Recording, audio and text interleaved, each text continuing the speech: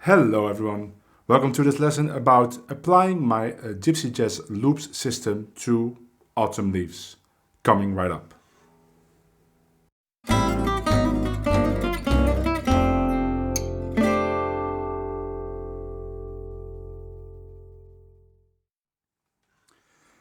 So I'm referring back to one of my older, more popular videos called Gypsy Jazz Loops.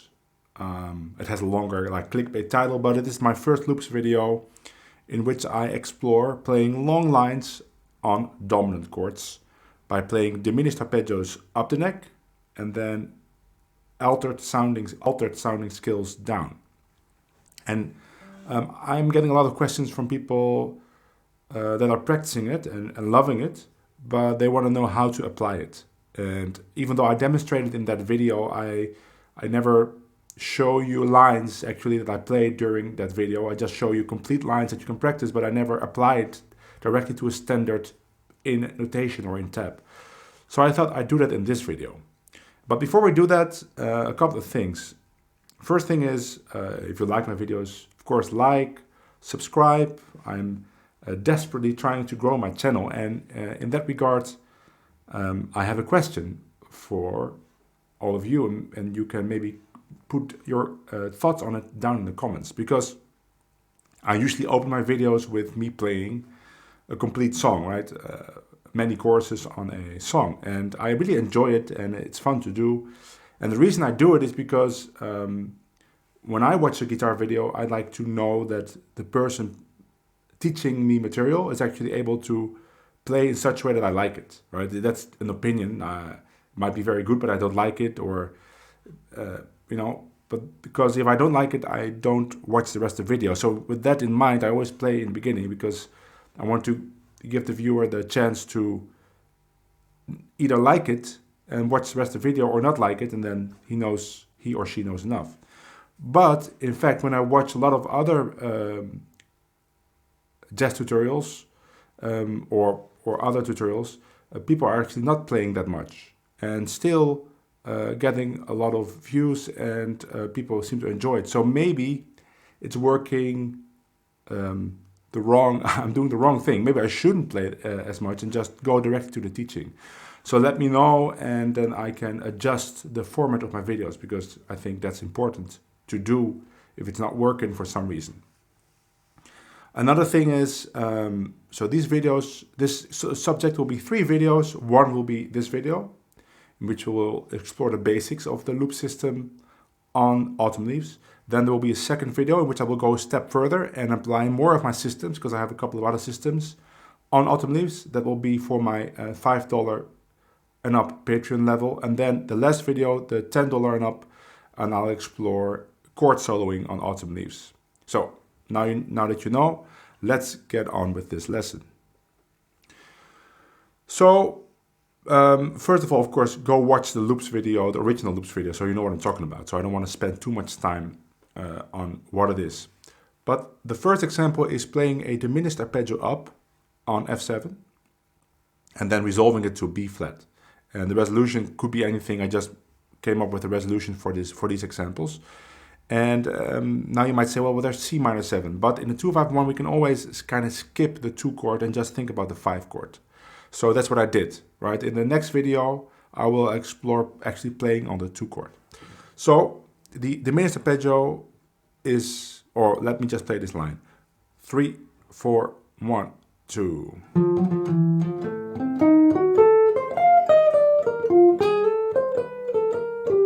So the ending is just a resolution to B flat. It is about connecting it to a resolution. So this diminished arpeggio actually starts, even though it says in the tab it starts on the A string, the diminished arpeggio itself starts on the D string from this A, right? But in the loops video I talk about an easy way to find the diminished arpeggio that works is finding the root on the A string and then playing this exact phrase.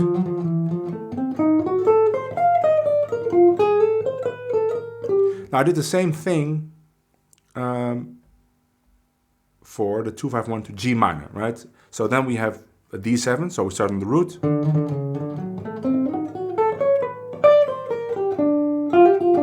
And that's a resolution to G minor. 1, 2.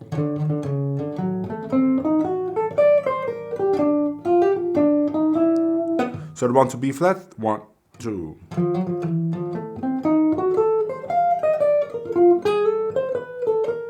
G minor, 1, 2.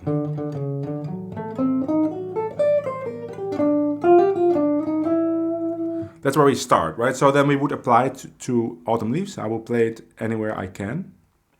By the way, the backing track for Autumn Leaves is on my channel. I uploaded it yesterday. There will be a link to that backing track in the description, and below that will be a link to all my backing tracks. 1, 2, 3, 1.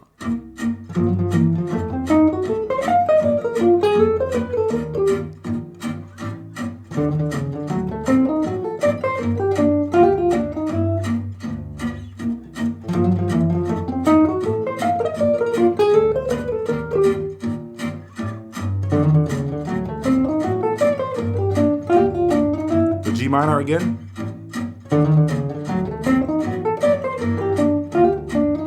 To B flat.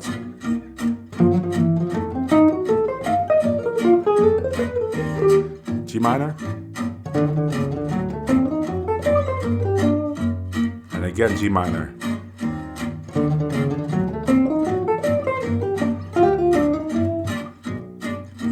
So you could practice this for a long time to get a feel for these phrases. The backing track is 17 minutes, so that is a good amount of time to spend on it. And then, of course, you could shift these in time, right? You don't have to start always on beat 3. You could start them on beat 1 and just be early with the resolution. That is a nice effect. Or you could start on beat 1 of the next bar and be late with the resolution. So let me demonstrate it a little bit. I'll just be early and late, and then you hear that it also sounds great.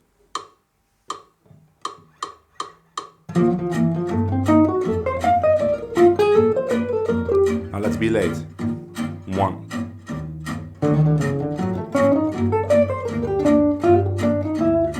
Let's be late. Early.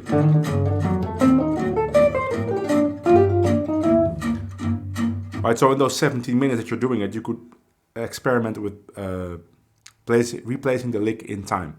Now, these are 2 diminished arpeggios starting on the A string. So let's explore some starting on the E string. And I chose for the same diminished arpeggio starting on A, because this diminished arpeggio both works on F7 and D7. So if you want to know more about that, watch the original video, of course. And I just put some kind of embellishment before. So this one to B flat sounds like this. 3, 4, 1.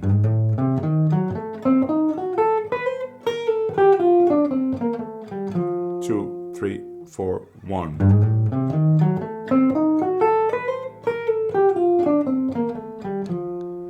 And then the ones going to G minor. 3, 4, 1.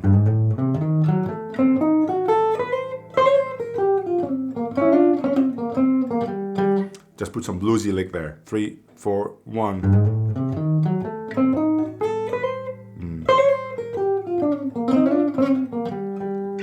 So the 1 to B flat, 3, 4, and to G minor,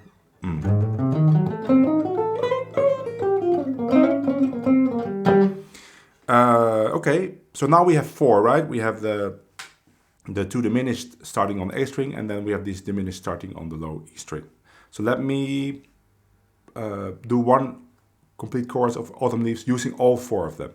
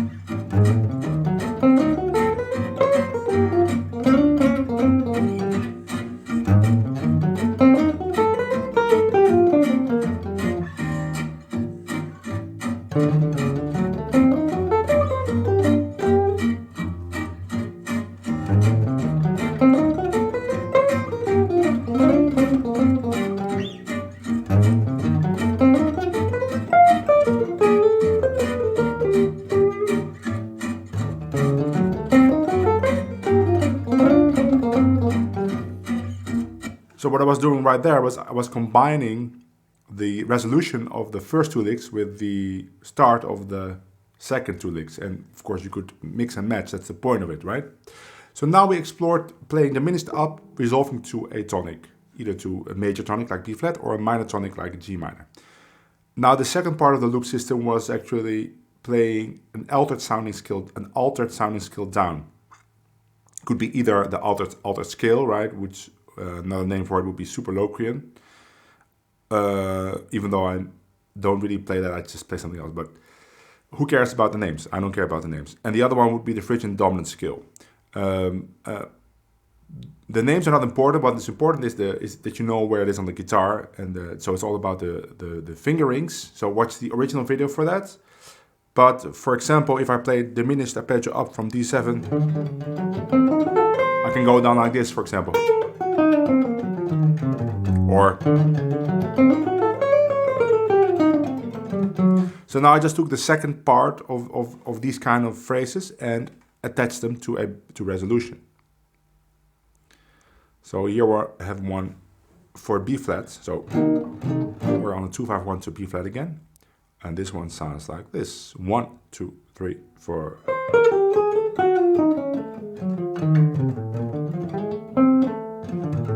So this part is just a resolution. 3, 4.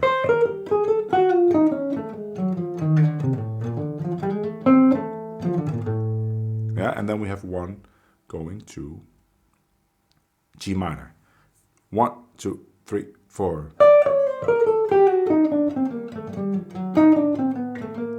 1, 2, 3, 4.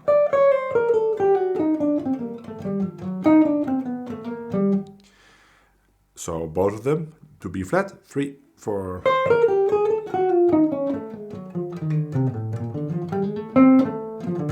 And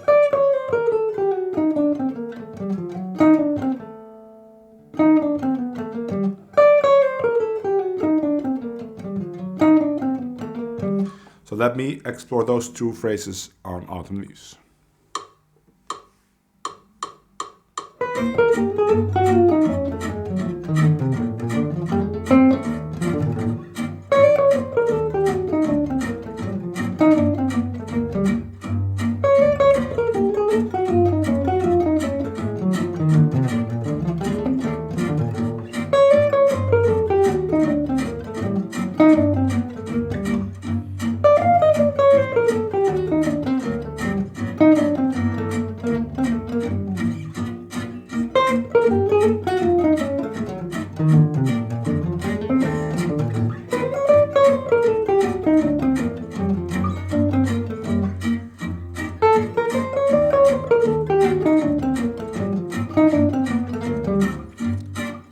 I was also varying the phrase a little bit by changing the rhythms or repeating some notes or putting something in front of it.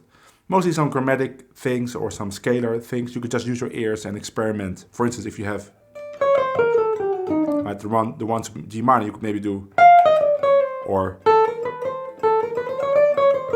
just experiment a little bit with the phrases. No theory needed, you just use your ears.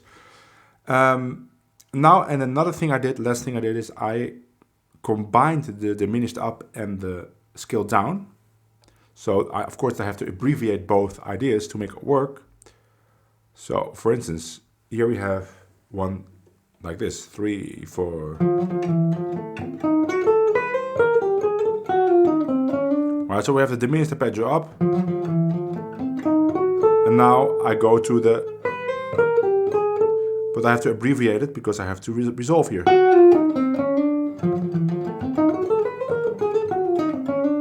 It's quite an intricate line that you get. So that's your work, right? You take my loop system and you start finding ways to connect everything to each other.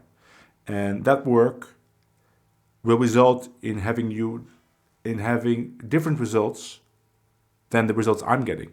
So you will sound a little bit different, even though you will still sound within this kind of framework, right? And this framework is really a jazz framework, and most jazz players I know are using variations of this. Even though they might not explain it like this, it is what they're doing. When you hear this kind of altered sound, this kind of resolving, sophisticated sounds on dominant chord resolving to tonics, this is what's happening. So here we have one for the 2-5-1 to G minor, 3, 4. Right, so we have the diminished arpeggio up, and then we get the. So, last thing I'm gonna do, so I'm gonna play one more chorus of Autumn Leaves, and I'll use all of these ideas, and I'll try to stick to those ideas. But the resolutions might be a little different maybe, but I try to play around with what we have here. And you can hear I can still build a quite convincing solo with only these, what is it, 1, 2, 3, 4, 8 licks I think.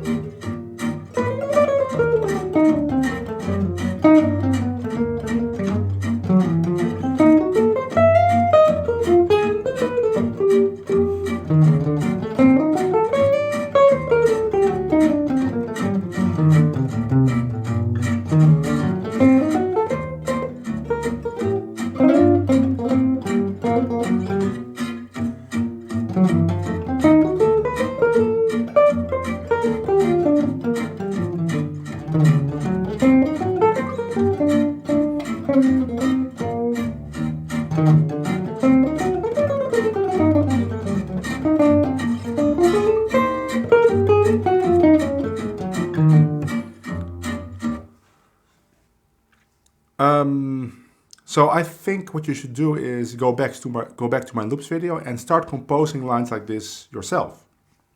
And I always say write them down. You don't have to write them down, but I would advise you to write them down in tab, so you can always refer back to them. Because in the beginning, you might find it challenging to come up with these lines on the fly. But if you start working with it like this, so start composing the lines, all of a sudden the whole fretboard will connect. I mean, this system by itself, you could only use this loop system to play solos on almost any standard. Of course, you have to find resolutions, But that's not the hard work. The hard work is usually playing on the dominant chords themselves. I have a couple more loops videos, one for major chords, one for minor chords. I will link them all. And if this video works well, I'll make some more videos where I apply my loop system to standards. Of course, the next video in this series will be for Patreon, and we will go a little further, apply some more of my systems, and I hopefully will see you in that video, or I will see you here on YouTube. Bye!